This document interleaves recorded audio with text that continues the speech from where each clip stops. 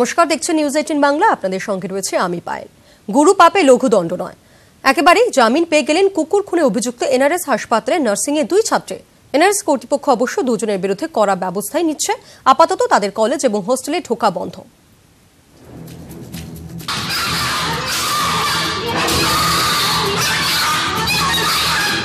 ষোলোটি কুকুরছানাকে নৃশংসভাবে পিটিয়ে খুন করা হয়েছিল, কিন্তু এমন অপরাধে কড়া শাস্তি দেওয়ার মতো আইন কোথায়? এনআরএসে কুকুর খুনের মামলায় এই প্রশ্নটাই উঠে এলো। বুধবার সকাল প্রায় 10টা নাগাদ কুকুর খুনের অভিযোগে গ্রেপ্তার হওয়া এনআরএস মেডিকেল কলেজ হাসপাতালের 2 নার্সিং পড়ুয়া প্রথম বর্ষের মৌটুসী মণ্ডল ও দ্বিতীয় বর্ষের সোমা বর্মনকে শিয়ালদা আদালতে তোলা হয়। দুজনের বিরুদ্ধে একাধিক ধারায় মামলা রুজু হয়েছে, কিন্তু সেসবই জামিনযোগ্য। এদিন শুনানির শুরুতেই বিচারক শুভদীপ রায় প্রশ্ন করেন, এটা তো জামিনযোগ্য মামলা, কেন শুনবো? অন্য জামিনযোগ্য মামলায় সময় দিই না, এক্ষেত্রে কেন দেব? তখন পশুপ্রেমী তথা মামলাকারীদের আইনজীবীরা দাবি করেন, এটা জঘন্য অপরাধ, ভিডিও দেখলে শিউরে উঠবেন। আমরা জামিনের আর্জির বিরোধিতা করছি না, তবে যারা অভিযুক্ত তারা একদিন নার্স হবেন। বলা হয় মহিলাদের কোমল হৃদয়, প্রশিক্ষণের পরে এই অভিযুক্তরাই মানব সেবায় হাত লাগাবেন, তাই সাজার আর্জি জানানো হচ্ছে। পশুপ্রেমীদের আইনজীবীর একাংশ এও দাবি করেন, সুপ্রিম কোর্টের রায় বলা আছে এ ধরনের মামলায় অতিরিক্ত ধারা যুক্ত করা যেতে পারে। জামিনযোগ্য ধারার বিরোধিতা করছি না, চাইছি কড়া শাস্তির সংস্থান রয়েছে এমন ধারা যোগ করুন। পাল্টা বিচারক তখন প্রশ্ন করেন, তদন্ত চলাকালীন একজন বিচারক কিভাবে এটা করতে পারেন? সবে কেস হয়েছে, নতুন ধারা যোগ করব কিভাবে? বিচারক এও প্রশ্ন করেন, জামিনযোগ্য ধারায় মামলা করে কিভাবে তদন্তকারী আধিকারিক পুলিশি হেফাজতের আর্জি জানান? বিকেল 4টে নাগাদ বিচারক জানান রায় আপাতত স্থগিত রাখা হলো। এরপর 5টা নাগাদ তিনি রায় ঘোষণা করেন। অভিযুক্ত 2 ছাত্রীকেই জামিনে মুক্তির নির্দেশ দেন। বৃহস্পতিবার TI parade. Bail has been granted today, but the strict direction has been given.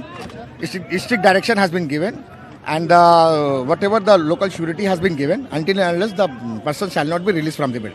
One also prayer has been allowed for the TI parent. আদালত জামিন দিলেও এনআরএস হাসপাতালের তদন্ত কমিটি কিন্তু কড়া শাস্তি দিচ্ছে। অভিযুক্ত 2 ছাত্রী আপাতত ক্লাস করতে পারবেন না, কলেজে ঢোকাই বন্ধ, হোস্টেলেও থাকতে পারবেন না। আপাতত তো যেটা আছে সেটা হচ্ছে যে ওনাদেরকে বলা হয়েছে যে ইমিডিয়েট আমাদের হসপিটালে যে ক্লাস করেন সেই ক্লাসটা আপাতত অ্যাটেন্ড করবেন না। হ্যাঁ, হোস্টেলেও থাকবে না, ক্লাসও অ্যাটেন্ড করবে না, মানে এই হসপিটালের মধ্যে তাদের ঢোকা নিষেধ। এই পরিস্থিতিতে হাসপাতাল কর্তৃপক্ষের উপর পাল্টা চাপ তৈরির চেষ্টা এনআরএস এর নার্সিং এর ছাত্রীদের। বুধবার বিকেল থেকে তারা হোস্টেলের মধ্যে বিক্ষোভ দেখাতে শুরু করেন। দাবি, অবিলম্বে এনআরএস হাসপাতালকে কুকুর মুক্ত করতে হবে, কারণ অনেক নার্সিং ছাত্রীকেই ইতিমধ্যে কুকুরের কামড় খেতে হয়েছে। হাসপাতালের ওয়ার্ডে বেডেও কুকুর বিড়াল ঘুরে বেড়ায়। এই পরিস্থিতির বদল চাই, এই দাবিতে বিকেল থেকে শুরু হয় বিক্ষোভ। নিউজ 18 বাংলা। সোশ্যাল মিডিয়ায় কুরুচিকর মন্তব্যে বহিষ্কারের মুখে যাদবপুরের অধ্যাপক কনক সরকার। উপাচার্যের কাছে এমনই সুপারিশ করেছে আন্তর্জাতিক সম্পর্ক বিভাগ। তার বিরুদ্ধে তদন্তের নির্দেশও দেওয়া হয়েছে। ততদিন বিশ্ববিদ্যালয়ে ঢুকতেই পারবেন না তিনি। সে সঙ্গে তাঁর বিরুদ্ধে যাদবপুর থানায় অভিযোগও দায়ের করা হয়েছে। এদিকে তাঁর বিরুদ্ধে কড়া পদক্ষেপ নিতে চলেছে মহিলা কমিশন। রিগ্রেটেড শব্দটা ইউজ করব। আমি আসলে মজা করেছি, রবিবারের বিকেল সময় কাটানোর জন্য আমি একটা বন্ধু গ্রুপ, এটা মূলত সেখান থেকেই হয়েছে। সোশ্যাল মিডিয়ায় পুরুষতান্ত্রিক ও কুরুচিকর মন্তব্য করে দুঃখ প্রকাশ করলেও চিরে ভিজল না। যাদবপুর বিশ্ববিদ্যালয়ের আন্তর্জাতিক সম্পর্ক বিভাগের অধ্যাপকের বিরুদ্ধে কড়া ব্যবস্থা নিল বিশ্ববিদ্যালয় কর্তৃপক্ষ। বুধবার আন্তর্জাতিক সম্পর্ক বিভাগের অধ্যাপক ও ছাত্রছাত্রীদের নিয়ে দীর্ঘ বৈঠক হয়। সেখানে কনক সরকারের বিরুদ্ধে বেশ কিছু অভিযোগ জানান ছাত্রছাত্রীরা। ক্লাসে উনি যে ধরনের মন্তব্য করেন, যে ধরনের ওনার বডি ল্যাঙ্গুয়েজ থাকে, বিশেষ করে মেয়েদের প্রতি, সেটা তাদের কাছে অত্যন্ত আনকমফোর্টেবল। এছাড়াও ফোন করে ছাত্রদের বিরক্ত করা থেকে অন্যায় প্রস্তাব দেওয়ারও অভিযোগ জানানো হয়। বৈঠকের পরই কনক সরকারকে বহিষ্কারের সুপারিশ করেন আন্তর্জাতিক সম্পর্ক বিভাগের প্রধানের নেতৃত্বাধীন কমিটি। তার বিরুদ্ধে নোটিশও জারি করা হয়। ডিপার্টমেন্ট লেভেলে আমরা সিদ্ধান্ত নিয়েছি এই কমিটির রেকমেন্ডেশনের ভিত্তিতে যে আজকে থেকে আমাদের ডিপার্টমেন্টে উনি কোনো ক্লাস নেবেন না। কনক সরকারের ব্যাপারে যে খুব নরম মনোভাব দেখানো হবে না তা আগেই স্পষ্ট করে দেন উপাচার্য সুরঞ্জন দাস।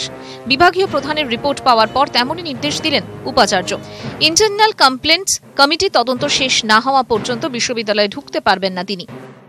আমি আইন অনুযায়ী ব্যবস্থা নেব। Till the process of inquiry by the ICC and the two women's commissions are completed, he has been debarred for entering the campus. বিশ্ববিদ্যালয়ের ইন্টারনাল কমপ্লেন্টস কমিটি তার বিরুদ্ধে কড়া পদক্ষেপ নিক, এমনই চান ছাত্রছাত্রীরা। পুরুষতান্ত্রিক মন্তব্য এবং ঘৃণ্য কুরুচির পরিচায়ক এই ধরনের মন্তব্য অত্যন্ত নক্কারজনক ঘটনা এবং নক্কারজনক এই ধরনের বক্তব্যের জন্য আমাদের তার প্রতি ধিক্কার।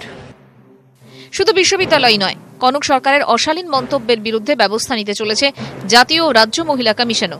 বিশ্ববিদ্যালয়কে যেমন চিঠি পাঠিয়েছে তারা, তেমনই ডেকে পাঠানো হয়েছে কনক সরকারকেও। ফলে ছুটির দিনে মজা করার ছলে যে কুরুচিকর মন্তব্য করেছিলেন, এখন সেই মন্তব্যই তাঁর গলার ফাঁস হয়ে দাঁড়িয়েছে। কোনো সাফাই যে ধোপে টিকল না তাও টের পাচ্ছেন অধ্যাপক। ক্যামেরায় সৌমেন দাসের সঙ্গে সোমরাজ বন্দ্যোপাধ্যায়ের রিপোর্ট, নিউজ 18 বাংলা।